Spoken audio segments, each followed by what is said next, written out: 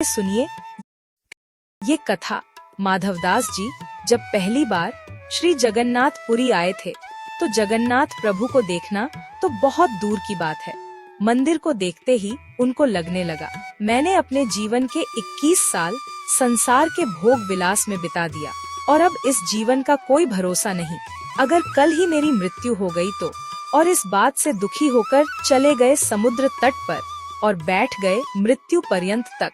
मन में बस सोच रहे हैं, मैंने अपने जीवन के 21 साल में एक बार भी महाप्रभु का दर्शन नहीं किया। उसी समय एक पंडा पुजारी वहाँ से गुजर रहा था। उनकी जैसे ही नजर पड़ी तो उस समय माधवदास रो रहे थे। बोले, भक्त महाप्रभु के स्थान में रहकर रो रहे हो, क्या बात है? माधवदास जी बोले, भगवान अगर मेरी उम्र 21 वर्ष होती तो। पुजारी समझ गया कि ये बहुत दुखी है, इसे जगन्नाथ प्रभु ही समझा सकते हैं। ऐसे ही 3 दिन बीत गए। 3 दिन बाद हमारे जगन्नाथ महाप्रभु व्याकुल हो गए। उन्होंने प्रसाद ग्रहण नहीं किया। लक्ष्मी जी उनके पास आई और कहने लगी, क्या हो गया स्वामी, आप प्रसाद क्यों नहीं ग्रहण कर रहे? आप जब तक प्रसाद नहीं पाएंगे तो महाप्रसाद बनेगा कैसे? जगन्नाथ जी बोले, देवी इच्छा नहीं हो रही है। लक्ष्मी जी बोली, क्यों, क्या हो गया है? देवी, एक मेरा परम भक्त आया है, उसने 3 दिन से कुछ नहीं पाया है, तो मैं कैसे पा सकता हूँ? लक्ष्मी जी बोली, ठीक है, आप परेशान मत हो, मैं उसके लिए प्रसाद भिजवा देती हूँ, उसके बाद आप प्रसाद पाओ। जगन्नाथ जी बोले, उसको प्रसाद देने कोई और नहीं, मैं स्वयं जाऊंगा। लक्ष्मी जी बोली, जय हो, ऐसा सौभाग्य तो मुझे भी नहीं मिला जो आप उसे देने जा रहे हैं। इसके बाद लक्ष्मी जी ने प्रभु की थाली में पूरा प्रसाद रखा और इधर जगन्नाथ प्रभु ने एक बालक का रूप धारण किया और पहुंच गए समुद्र तट पर और माधवदास जी से कहा, आप ही माधवदास है? माधवदास जी बोले, हाँ जी, मैं ही हूँ। क्यों, क्या बात है? स्वयं महाप्रभु जगन्नाथ जी ने आपके लिए प्रसाद भेजा है, कृपा करके इसे ग्रहण करो। सुनते ही माधवदास मूर्छित हो गए और जब मूर्छा टूटी तो वह बालक तो गायब था, पर थाली वही रखी थी। माधवदास जी ने सोचा, अगर मेरे जगन्नाथ महाप्रभु चाहते हैं कि मैं जीवित रहूं, तो यही सही। और माधवदास ने प्रसाद ग्रहण किया। उधर श्री मंदिर में हल्ला मच गया, अरे मंदिर से महाप्रभु की थाली गायब है, जल्दी ढूंढो उसे। उधर जगन्नाथ प्रभु ने गजपति राजा को स्वप्न दिया कि मेरा एक परम भक्त माधवदास 3 दिन से समुद्र तट पर अनशन पर बैठा था, उसको प्रसाद देने मैं ही स्वयं सोने की थाली लेकर गया था। गजपति राजा तुरंत मंदिर पहुंचा और पंडा पुजारियों के साथ समुद्र तट की ओर गया।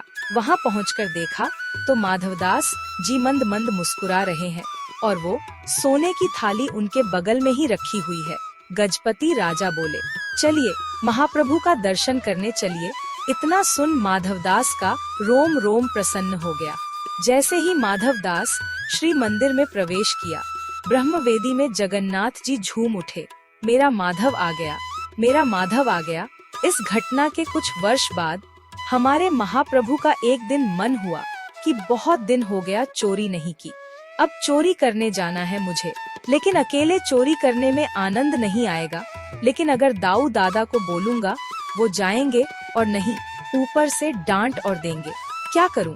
तभी श्री माधवदास आए प्रभु के दर्शन करने के लिए। जैसे ही जगन्नाथ प्रभु को देखा, माधवदास जी बोले, प्रभु आज आप इतने उदास क्यों लग रहे हैं, इतने संकट कष्ट में क्यों है? तो जगन्नाथ जी बोले, हमारा मन नहीं लग रहा है। क्यों नहीं लग रहा है?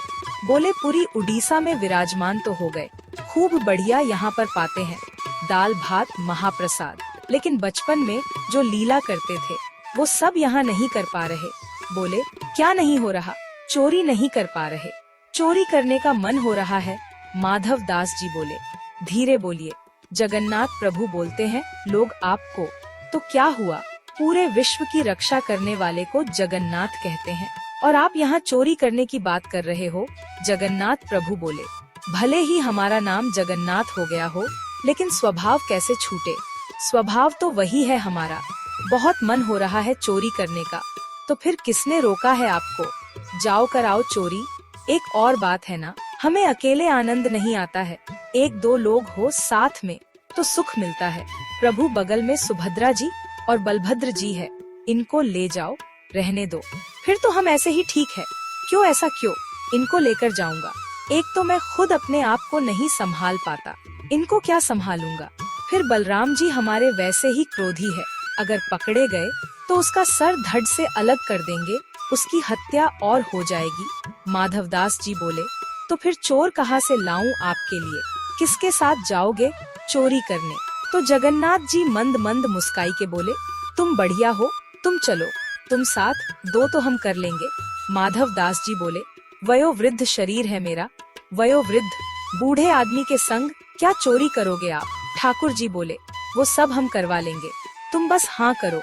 माधवदास जी बोले, नियम तो बता दो, मैंने कभी चोरी नहीं की है, इसके बारे में हमें पता नहीं है। जगन्नाथ प्रभु बोले, सबसे पहला नियम, शरीर में फुर्ती रखनी है, लेकिन आवाज नहीं करनी है। मतलब गति तो तेज हो, लेकिन शरीर से कपड़ों पैरों की आवाज नहीं आनी है।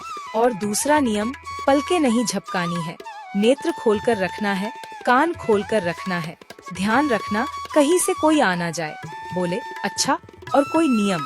ये 2 नियम तुम निभा लेना, बाकी हम संभाल लेंगे। अब चलो जल्दी। अरे चलना कहाँ है चोरी करने, ये तो बताओ। ये जो राजा है जगन्नाथपुरी के, इनके बगीचा में खूब सुंदर सुंदर कटहल होते हैं, और देखो ये हमारे लिए भोग लगाने नहीं भेजते, हमको कटहल खाने का मन कर रहा है, कटहल की चोरी करके आएंगे। माधवदास जी बोले, इतना सब कुछ करने की क्या आवश्यकता है? हम राजा जी को पत्र भेज देते हैं, वो कल कटहल भेज देंगे, कल कटहल ही कटहल पाना आप। अरे माधवदास, फिर तुम वही बात कर रहे हो। मान लो तुमने राजा को कह दिया, कल कटहल आ गया, अब कटहल की सब्जी बनी और हमने पा लिया और तुमने भी पा लिया। अब तुम एक बार चोरी वाले कटहल का स्वाद देखना, इससे 2 गुना ज्यादा मिलेगा, इसलिए चोरी करने चलो। ठीक है प्रभु, आज रात में सिंह द्वार पर मिलूंगा। नहीं, सिंह द्वार पर नहीं, दक्षिण द्वार पर मिलना, दक्षिण द्वार पर। रात्रि में माधवदास जी प्रतीक्षा कर रहे हैं। रात्रि में ठाकुर जी आए, एक सफेद कपड़ा ओढ़कर। प्रभु ये क्या पहन रखा है, मुझे देखकर हंसी आ रही है।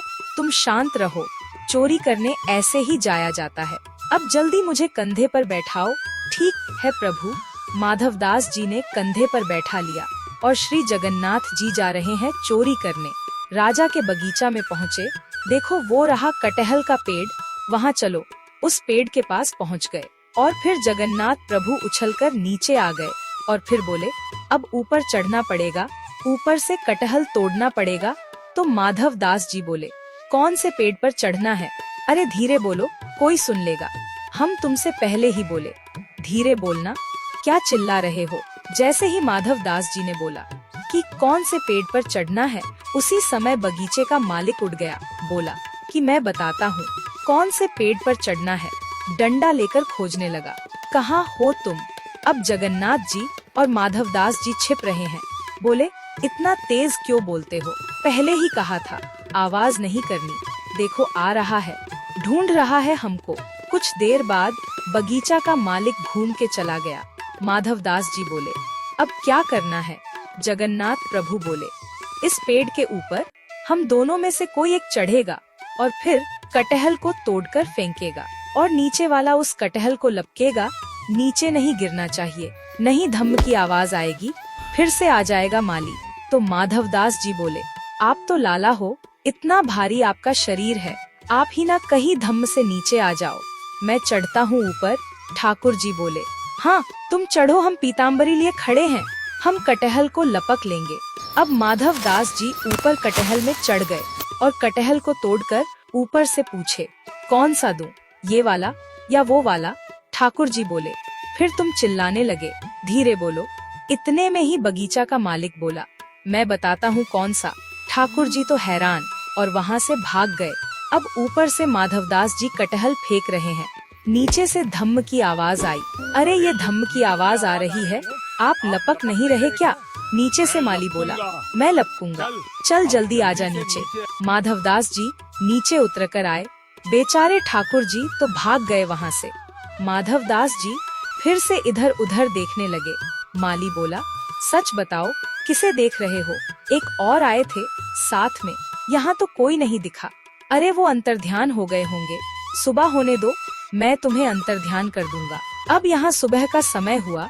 सैनिक राजा के पास पहुँचा और पूरी बात बताई। राजा बोला, बगीचे में चोरी करने की हिम्मत किसने की? यहाँ माधव दास रात भर बंधे रहे पेड़ से। राजा सैनिक के साथ वहाँ पहुँचा। राजा माधवदास को देख हैरान हो गया। अरे जल्दी खोलो इनको, माली बोला। महाराज इनको नहीं खोलना है, ये चोरी कर रहे थे। अरे पागल गुरुदेव है हमारे, जल्दी खोलो। माली ने जल्दी से माधव दास को खोल दिया। राजा बोला, गुरुदेव ये कैसा कौतुक, आप बोल देते हम भिजवा देते। माधव दास जी बोले, हमारा शरीर देखकर तुमको लगता है कि हम कटहल खाते होंगे। हमारे अंग में तुमको ऐसे लक्षण दिखते हैं। हमारी जीभा इतनी चटोरी होगी कि हमको कटहल खाने की इच्छा हो।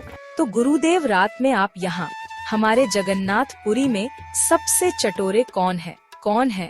सबसे ज्यादा चटोरे एक ही है, महाप्रभु जगन्नाथ। उनकी इच्छा हो रही थी कि भैया हमने बहुत दिन से चोरी नहीं की, तो चोरी करने के लिए आपके बगीचे में आए थे, कटहल की चोरी करने। हमको ऊपर चढ़ाया, सब बात बताई और फिर पता चला वो तो भाग गए और माली ने हमको पकड़ लिया। राजा ये सुन नेत्र सजल हो गए। कितना बड़ा भाग्यशाली हूँ कि मेरे बगीचे में स्वयं महाप्रभु चोरी करने आए और उसी दिन पूरा बगीचा महाप्रभु जगन्नाथ के नाम कर दिया। अब महाप्रभु का ही है ये बगीचा, अब हमारा नहीं है। माधवदास जी समुद्र किनारे चल रहे थे। उसी समय वहाँ पहुँच गए जगन्नाथ प्रभु। माधवदास क्रोध में बोले, बहुत बढ़िया भाग गए थे रात को। बोले, हम तो नहीं भागे, तुम चिल्ला क्यों रहे थे? माधवदास जी बोले, तुम्हारी इच्छा तो पूरी हो गई, चोरी करनी है, चोरी करनी है। एक कटहल हाथ नहीं लगा। प्रभु बोले, अब क्या करे? बोले, चिंता मत करो, आप तो भाग गए थे, हम रात भर बंधे रहे। राजा से पूरा बगीचा आपके नाम करवा के आ गए। लो अब जाओ, खूब प्रेम से कटहल पाओ। ठाकुर जी बोले, माधव मन की मन में रह गई, चोरी करना था। प्रभु हाथ जोड़ता हूँ आपके, अब तुम खुद ही देख लेना कब करनी है, हम नहीं जाने वाले। तो ये थी महाप्रभु जगन्नाथ की मजेदार कथा। आपको कैसी लगी हमें कमेंट करके जरूर बताना। जय श्री जगन्नाथ प्रभु की।